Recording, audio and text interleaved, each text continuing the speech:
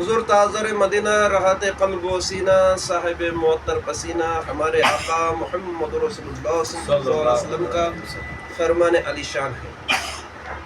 یہ حدیث ہے ترمذی شریف کی، پارٹ نمبر ہے 2، پیج نمبر ہے 27، حدیث نمبر ہے 848، کہ ہمارے پیارے آقا فرماتے ہیں بروز قیامت میں سب سے زیادہ میرے قریب وہ لوگ ہوں گے، بروز قیامت میں سب سے زیادہ میرے نزدیک وہ لوگ ہوں گے جس نے دنیا میں مجھ پر کثرت سے درود پاک پڑھا ہوگا۔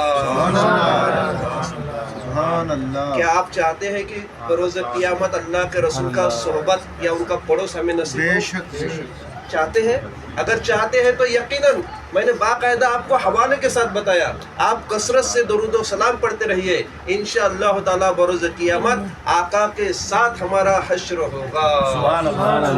اللہ تبارک و تعالیٰ نے اپنے خاص بندوں کی علامت قرآن پاک کے 24ویں پارے میں ارشاد فرمائی، ان الذین قالوا، اور جس نے کہا میرا رب اللہ ہے،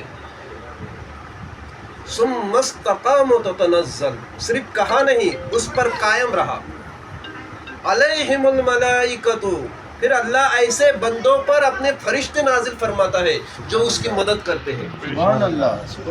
ان الذین قالوا ربنا اللہ ثم استقاموا تتنزل علیہم الملائکۃ اللہ تخافوا، ایسے لوگوں کو کوئی غم نہیں، کوئی خوف نہیں، ولا تحزنوا، یہ بالکل ڈرنے والے نہیں، وابشروا، ایسے لوگوں کو کہتا ہے اللہ خوش ہو جاؤ، خوش ہو جاؤ، بالجنت التی، اس جنت سے کنتم توعدون، جس کا میں نے تم سے وعدہ کیا۔ مطلب یہ ہوا کہ جو چاہے وہ مرد ہو چاہے عورت ہو، جو یہ کہے کہ میرا رب اللہ ہے اور اس پر قائم رہے، چاہے کتنی بھی تکلیف آ جائے اس پر قائم رہے، تو اللہ تعالیٰ ان کے مدد کے لیے اپنے فرشتوں کو بھیجتا ہے، اور اللہ کہتا ہے ڈرو نہیں، گھبراؤ نہیں، بلکہ خوش ہو جاؤ اس جنت سے کہ جس کا میں نے تم سے وعدہ کیا ہے۔ نبیوں نے کہا میرا رب اللہ ہے، اس پر جمے رہے، صحابیوں نے کہا میرا رب اللہ ہے، اس پر جمے رہے، بڑے بڑے اولیاء اللہ نے کہا میرا رب اللہ ہے، اس پر جمے رہے، اور تمام ولیوں کے سردار پیرے پیرا میرے میرا غوث الاعظم نے کہا میرا رب اللہ ہے اور اس پر جمے رہے، تو اللہ تعالیٰ نے آپ کو تمام ولیوں کا سردار بنا دیا۔ کوئی معمولی بات نہیں ہے 11ویں شریف، یہ صرف کھانا پکانا، نیاز پکانا، کھانا کھلانا، اس کو 11ویں نہیں بولتے، یہ تو ایک ایثار ثواب کی نیت سے ہوتا ہے۔ لیکن سیدنا پیران پیر دستگیر محبوب سبحانی شیخ عبد القادر جیلانی کو سمجھنا بہت ضروری ہے۔ ان کی کرامتیں بھی آپ نے بہت سنی ہوں گی، لیکن میں ان کے فرمان آپ کو خاص طور سے بتاؤں گا۔ پیران پیر کہتے ہیں کہ جب تک میں اجازت نہ دوں کوئی میرا ذکر نہیں کر سکتا۔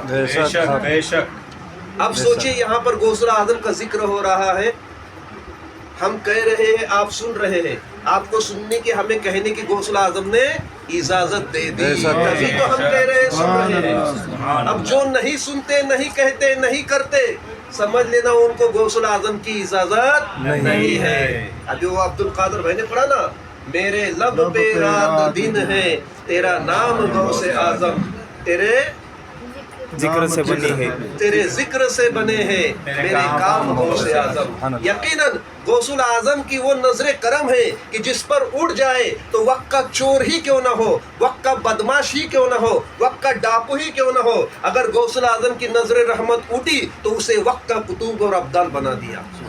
کئی واقعات آپ نے سنے ہوں گے، وہ پیران پیر ہے۔ اللہ کا شکر ہے کہ ایسے پیران پیر کے ہم ماننے والے ہیں، ان کے سلسلے میں کئی حضرات مرید ہیں، اور غوث الاعظم یہ فرماتے ہیں، بہجت الاسرار غوث الاعظم کی لکھی ہوئی کتاب ہے، بہجت الاسرار اس کا نام ہے، اس میں غوث الاعظم کا یہ قول مشہور ہے، قسم ہے مجھے اپنے پروردگار عالم کی عزت اور جلال کی، میرا یہ دست مبارک یعنی ہاتھ میرے مریدوں پر ایسا ہے جیسے آسمان زمین پر سایہ پون ہے، جیسے آسمان کا سایہ زمین پر ہے، ایسا میرا ہاتھ میرے مریدوں پر ہے، اور میرا مرید اچھا نہیں ہے تو کیا ہوا، میں تو اچھا ہوں۔